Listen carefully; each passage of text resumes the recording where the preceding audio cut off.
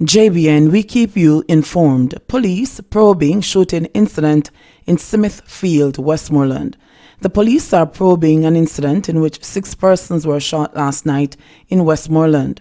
The attack took place about 10 o'clock in front of a wholesale establishment in Smithfield, Savlamar. It was reported that persons were playing dominoes when a man walked up and shot them. The gunman escaped. The injured persons were taken to hospital. Westmoreland man wanted for murder and shooting with intent.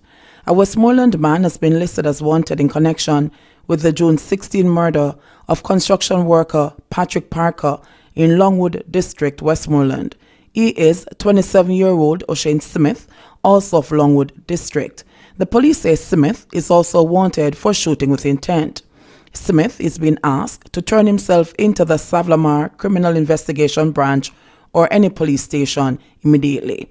In the meantime, the police are asking anyone with information on his whereabouts to contact the Savlamar CIB at 876-955-2758, Crime Stop at 311, Police 119 emergency numbers or the nearest police station. The police are reminding citizens that it is a criminal offense to harbor or create a safe haven for criminals. All Jamaicans abroad can return home now, says Samuda. Minister without portfolio in the Ministry of National Security, Senator Matthew Samuda, says that all Jamaicans abroad who wish to return home can do so now. It is now safe to say that all Jamaicans who wish to come home can do so, but they must follow the process that we have put in place to safeguard the health of all Jamaicans, Senator Samuda said in a comprehensive statement updating the Senate on the re-entry program. It is a matter of public record that the process of reopening our tourism sector is underway, with the opening of our borders to non-nationals. Members of the Senate should indeed be proud of the work of the member agencies of the task force, who contend daily with the challenges with the new normal brought on by the COVID pandemic, he stated. We are working assiduously to continue to improve efficiencies through automation of the varying systems. The process may be lengthy, but it is a robust one that we believe helps to mitigate the risk. The people of Jamaica deserve nothing less than to keep them safe, Senator Samuda noted. He said that it is important that the process at the ports of entry, sea or air, is the same for all persons entering Jamaica, resident or non-resident, except for persons coming from countries which have been designated as part of the travel bubble. The countries in this bubble are the countries that the Ministry of Health and Wellness has assessed to cause very little risk, as they have little to no spread and generally very low case numbers in their countries, he added. Samuda says all travelers to the island are expected to produce a digital certificate of approval. This requirement has been accepted by the International Air Transport Association and is disseminated to airlines through their Travel Information Manual automatic system. As such, persons are asked by all airlines to provide this approval before they are allowed to check in on any flight coming into Jamaica, he said. To date, 19,312 applications have been received from residents through the Jam COVID portal and over 2,700 from non-residents through the Visit Jamaica portal. At close of business on Thursday, 6,898 persons had returned to Jamaica since the start of the program. We have 13,846 persons approved for travel in the Jam COVID system and 976 persons who have registered but not yet completed the application process, Samuda added. Man gunned down on Mannings Hill Road. St. Andrew North crime scene detectives are probing a murder and shooting incident which occurred in the vicinity of the Midway Mall on Mannings Hill Road yesterday. Reports are that about 3 p.m., armed men opened fire on an unidentified man. According to an eyewitness, the victim tried to elude his attackers but was chased and gunned down. It was also reported that shoppers had to run for cover. The man was rushed to hospital by police and was pronounced dead on arrival. Another person who was shot during the attack was also hospitalized. The incident led to a pileup of traffic as the roadway was cordoned off. Up to May 31, the St. Andrew North Police Division had recorded 34 murders, an increase of 13 when compared to the similar period in 2019. Another cabbie fingered for rape out west. a robot taxi operator, who allegedly raped a 17-year-old girl in Hopewell, Hanover on Thursday, leaving her badly traumatized and in a state of anguish, is now being sought by the police. We are aware of the incident, but we are not able to provide much detail, except to say that we know the accused man and we are making every effort to locate him, a police officer who is familiar with the incident said. The victim has received medical attention and, needless to say, she is badly traumatized at this time, he divulged. According to reports, shortly after 8 p.m., the teenager was walking in the community when the robot taxi operator pulled up alongside her and she got into the vehicle.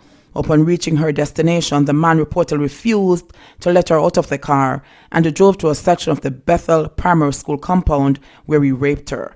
She subsequently reported the matter to the police.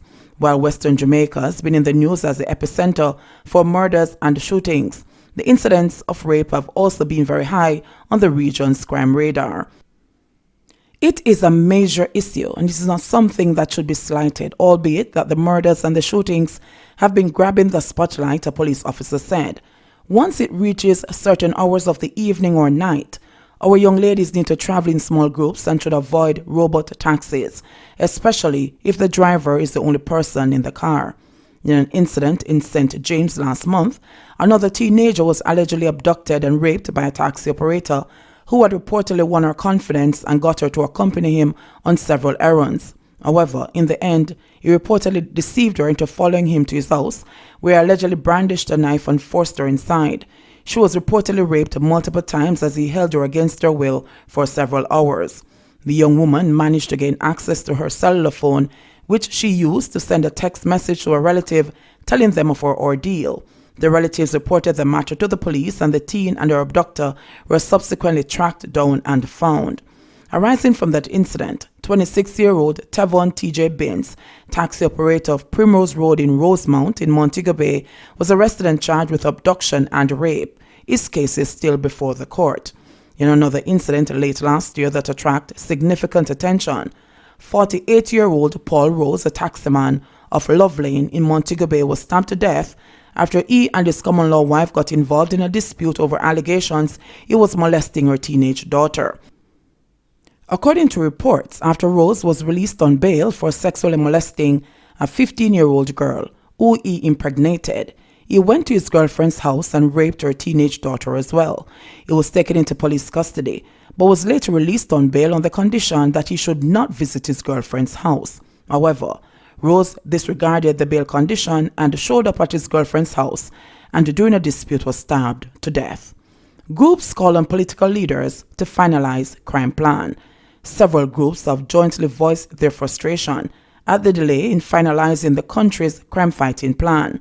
In an open letter penned to both Prime Minister Andrew Holness and the leader of the opposition, Dr. Peter Phillips, the group said the report was completed and submitted in February and is now awaiting approval from both leaders.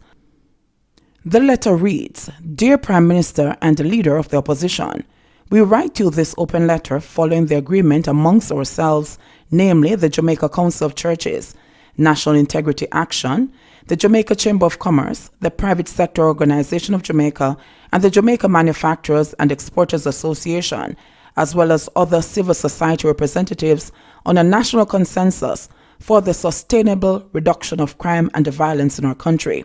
Further to our fulsome agreement in October 2019 and your respective support and commitment to expediting a national consensus, we are pleased with the progress made in concluding the agreement on the fundamental decisions and tabling the specific recommendations embodied in the document, the National Consensus on Crime, an Imperative for Jamaica.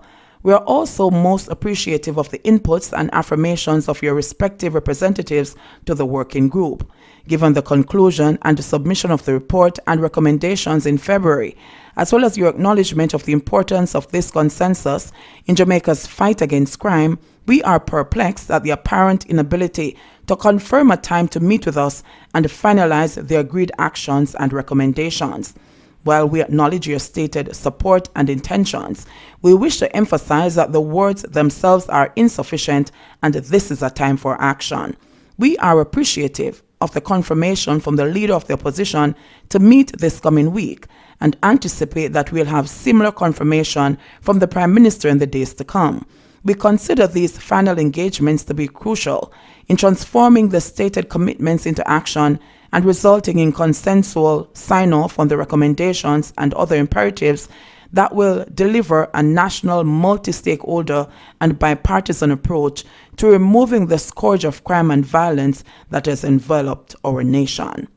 Focus of GoFundMe drive for slain cops shifted. The GoFundMe drive, launched by a number of organizations in the United States for the families of 2 policemen who were killed during an operation in Horizon Park, St. Catherine, will now be used to set up a scholarship in the names of the lawmen. The change came after the family of Constable Ricardo Hilton objected to the goal of the original campaign. Constable Hilton's mother, Janet Jones Hamilton, said that the family would rather have the money used for a scholarship in her son and Detective Corporal Dane Biggs' names. She said that relatives were upset about the fund as the family only became aware of it through a Gleaner article. It is a good gesture, but they went about it the wrong way. No one spoke with the family and we did not like how it sounded, she said. A number of organizations in the diaspora announced that they will be starting the GoFundMe drive to raise US $50,000 that will go to the families of both slain policemen. The organizations include the Jamaica Diaspora Crime Prevention and Intervention Task Force, Help Jamaica Medical Mission, the Jamaica Ex-Soldiers of New York, the Jamaica Ex-Police of South Florida, and the Jamaica Men of South Florida, among others. Jones Hamilton said that when she found out about the drive, the family members were peeved because it gave the impression that they were begging funds to bury their son. Putting the money towards a scholarship, she said, could become the basis of starting a foundation in her son's name. The lead organizer of the drive, Captain Rupert Francis, said they had no objection to the change in focus. The scholarship is a great suggestion, he said. Detective Corporal Biggs and Constable Hilton were shot and killed during a pre-dawn operation to arrest gunmen at Horizon Park when they came under heavy gunfire. The 2 other officers, Superintendent Leon Clunis and another policeman, were wounded in the attack. The chairman of the Police Federation, Sergeant Patria Rowe, said that he was aware of the desire to set up the drive, but his organization did not give its blessings to the effort. He said that individuals and corporations have reached out offering to help. He saw the drive as another effort to assist. JBN, we keep you informed. Please remember to subscribe, like, share, leave us a comment and click the notification bell to receive our daily news items.